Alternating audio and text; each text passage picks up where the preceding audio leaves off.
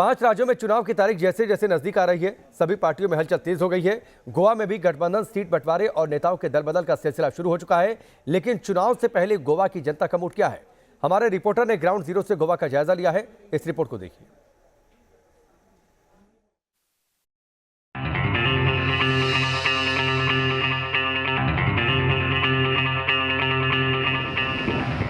समंदर की इन तेज लहरों की तरह गोवा में इस समय चुनावी लहरें भी हिलोरे मार रही है। बीजेपी, कांग्रेस, आम आदमी पार्टी सभी चुनावी समर में उतर चुके हैं और जनता को लुभाने के लिए, गोवा को बदलने के लिए वायदे करने में जुटे हैं। गोवा में 14 फरवरी को मतदान होना है। ऐसे में गोवा की जनता का मूड क्या है, यहाँ के मुद्दे क्या हैं, चुनावी माहौल कैसा है, ये जानने के लिए न्यूज नेशन की टीम ने ग्राउंड रिपोर्ट से जायजा लिया। 40 विधानसभा सीटों वाली गोवा विधानसभा के लिए चुनावी महासंग्राम छिड़ चुका है। पिछली बार बीजेपी ने मनोहर पर्रिकर के चेहरे पर दांव लगाया था और 5 साल तक सरकार भी चलाई, लेकिन इस बार मनोहर पर्रिकर के ना होने की वजह से डॉक्टर प्रमोद सावंत के चेहरे पर बीजेपी ने दांव लगाया है। सबसे पहले गोवा की चुनावी गणित को समझ लेते हैं। 40 विधानसभा सीट हैं। फिलहाल गोवा में बीजेपी की सरकार है। बीजेपी के पास अपने 27 विधायक थे। हाल ही में विधायक माइकल लोबो के साथ 2 विधायकों ने पार्टी छोड़ दी। अब एक निर्दलीय के समर्थन के साथ बीजेपी सरकार के पास 25 विधायक हैं। गोवा में इस बार किसकी सरकार होगी ये कह पाना मुश्किल है, क्योंकि बेरोजगारी, टूरिज्म पर कोरोना का प्रभाव और मनोहर पर्रिकर जैसे नेता बीजेपी के पास ना होना चुनावी मुद्दा बना हुआ है। फिर भी बीजेपी अब की बार 22 पार के नारे के साथ सरकार बनाने को लेकर निश्चिंत नजर आ रही है। गोवा के मुख्यमंत्री डॉक्टर प्रमोद सावंत हैं और किस तरीके से उनकी स्ट्रेटजी है। डॉक्टर साहब, न्यूज़ नेशन में आपका स्वागत है। हाँ जी, नमस्ते। किस तरीके से स्ट्रेटजी इस बार बनाई आपने, क्योंकि इस बार का चुनाव जो है वो बिना मनोहर पर्रिकर के चेहरे के कारण हो रहा है? ये आपकी बात सही है कि हमारे ex chief minister, ex defence minister Manohar Parrikar ji हमारे साथ में नहीं है, लेकिन उनका आशीर्वाद हमारे साथ में है। मैं डेफिनेटली इतना कह सकता हूँ क्योंकि लास्ट 10 साल से भारतीय जनता पार्टी ने और डबल इंजन के सरकार ने जिस तरह से काम किया है वो काम हम लोगों के सामने रख रहे हैं। हम बोल रहे हैं कि वो सत्याची, सातत्याची, विकासाची और आगे आने वाले 5 साल जो है ये समृद्धि की 5 साल, इसके लिए लोग हमें वोट करें। इस बार कि भारतीय जनता पार्टी 2022 में 22+ जीत के आएगी। डेफिनेटली मैं ये कह सकता हूँ कि बीजेपी इस बार फुल मेजॉरिटी के साथ 22 में 22+ सीट लेके वापस आ रही है। तो वहीं आम आदमी पार्टी छोड़कर कांग्रेस में शामिल हुए एल्विस गोम्स बीजेपी के दावों की हवा निकाल रहे हैं।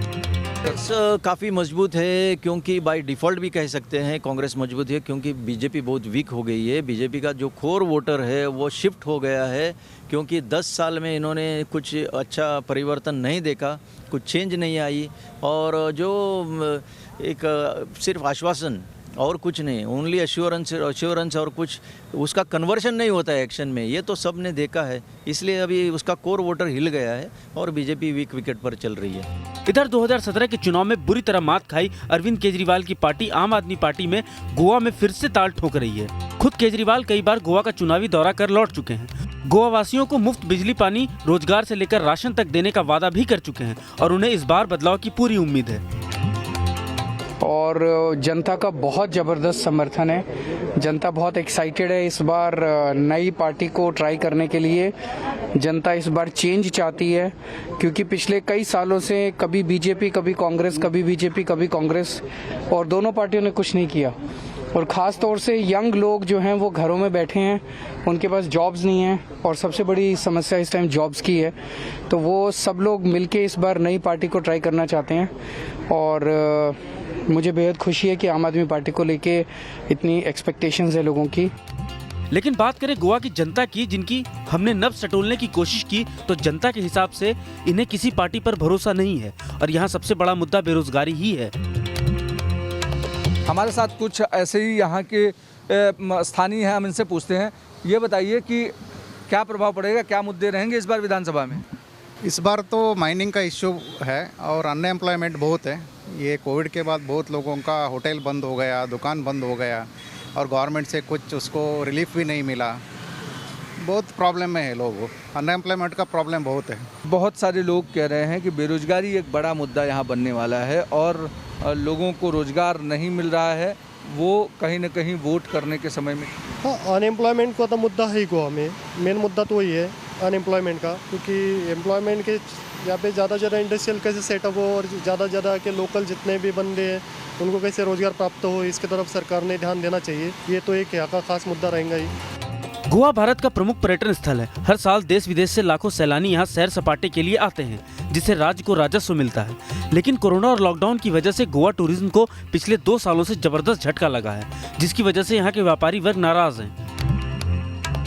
पिछले 5 सालों के भीतर गोवा में बेहतर विकास का दावा किया जा रहा है। साथ ही साथ सरकार की तरफ से कहा जा रहा है 17,000 करोड़ रुपए इंफ्रास्ट्रक्चर पर खर्चा हुए ताकि गोवा को विकसित और सेफ सुरक्षित बनाया जा सके।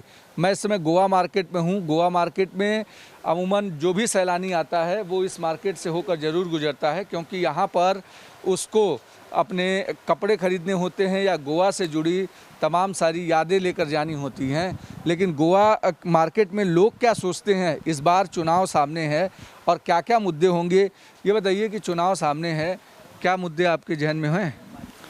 मुद्दे बोल तो अभी ये इंफ्रास्ट्रक्चर के बारे में बोलो तो इधर कुछ काम ऐसा कुछ हुआ नहीं इधर। सरकार तो कह रही है 17,000 करोड़ रुपए 5 साल में हमने लगाए इंफ्रास्ट्रक्चर। लगाए रहेंगे शायद, लेकिन ये मार्केट एरिया में तो कुछ ऐसा कुछ ये हुआ नहीं इधर। मेन मार्केट का तो कुछ यही मेन मार्केट है गोवा का। हाँ, मेन मार्केट है गोवा का। अभी कोरोना की वजह से तो बहुत स्लो है धंधा पानी। खैर फिर भी अल्हम्दुलिल्लाह चला रहा है बारीक बारीक करके, इतना कुछ वो नहीं है। न्यूज नेशन संवाददाता गोवा में समंदर किनारे पहुंचे, बोट चलाने वालों से भी बात की। इन पर भी कोरोना की मार का असर दिखा। गोवा के बीच पर भीड़ दिखाई पड़ती थी, लेकिन कोरोना काल से पिछले 2 साल से यहाँ पर उस तरीके के सैलानी नहीं आते हैं जितना हर साल आते थे। और आप देखिए तो पूरा बीच, ये मिरामार बीच है, पूरी तरीके से खाली है। इक्का दुक्का सैलानी आपको दिखाई पड़ रहे हैं। अमूमन इस जगह काफ़ी भीड़ हुआ करती थी और देश भर से लोग यहाँ आते थे, पूरी दुनिया से लोग आते थे। लेकिन फ़िलहाल कुछ समय से गोवा में जो क्राउड है, जो भीड़ है, वो कम हुई है, जिसके कारण यहाँ पर बिज़नेस पर भी इफ़ेक्ट हुआ है। और साथ ही साथ आने वाले चुनाव में भी इस बात का मुद्दा लोग बनाएंगे कि आखिर यहाँ का जो टूरिज़्म, जो बेसिक बिजनेस है, उसमें इतनी कमी आ गई और उसके कारण लोग काफ़ी परेशान हैं। हमारे साथ यहाँ पर मेघनाथ हैं। मेघनाथ, ये बताइए कि आप यहाँ पर ये वोटिंग करवाते लोगों को, पहले के मुकाबले अभी क्या सिचुएशन है? वोटिंग बोले तो ऐसा कुछ नहीं है। अभी कोविड की वजह से थोड़ा बिजनेस थोड़ा डाउन हुआ है। तो पहले कितनी भीड़ हुआ? बहुत पूछो मत, बहुत भीड़ हो रही थी। इस बीच पर अमूमन ये मेन कैपिटल है गोवा का, पैंजिम। इधर बहुत से पर्यटक आते थे। अभी थोड़ा डंप हो गया बिजनेस। आपको बता दें कि गोवा टूरिज्म से करीब 6 लाख लोग यानी कुल आबादी का 35 से 40% हिस्सा जुड़ा हुआ है। बात करें गोवा की आबादी की तो 2022 के विधानसभा चुनाव में बीजेपी 2 विधानसभा क्षेत्र बेनालिम और नुवेम में अपना कोई उम्मीदवार उतारने की बजाय किसी को सपोर्ट देकर चुनाव लड़वा सकती है। बेनालिम और नुवेम विधानसभा क्षेत्र के लोग परंपरागत रूप से गैर भाजपाई उम्मीदवारों के लिए मतदान करते हैं। यह दोनों ईसाई बहुल सीटें हैं और बावजूद इसके 2017 में बीजेपी गोवा में सरकार बनाने में सफल रही। और 2017 में कांग्रेस से कम सीटें लाकर भी गठबंधन के साथ मिलकर सरकार बनाई और चलाई भी, जिसके लिए गोवा के सीएम केंद्र सरकार की नीतियों और गोवा की प्रगति के लिए किए गए कार्यों को जिम्मेदार बताते हैं। केंद्र की मोदी जी की सरकार, केंद्र की भारतीय जनता पार्टी की सरकार और हमारी स्टेट की भारतीय जनता पार्टी की सरकार, इसी के वास्ते तो इस 8 साल में हमें डेवलपमेंट दिखा। चाहे वो इंफ्रास्ट्रक्चर डेवलपमेंट हो, चाहे वो आत्मनिर्भर भारत जो हमने स्वयंपूर्ण गोवा में कन्वर्ट किया, चाहे वो ह्यूमन डेवलपमेंट हो। यहाँ पे more than 22,000 crore of rupees we have spent for the national highways, bridges, in tourism infrastructure, health infrastructure, सभी में इतने बड़ी मात्रा से केंद्र सरकार ने यहाँ पे स्टेट के लिए इन्वेस्ट किया हुआ है। गोवा की कुल अनुमानित संख्या 15,20,000 के करीब है, जिनमें 1,06,806 हिंदू हैं।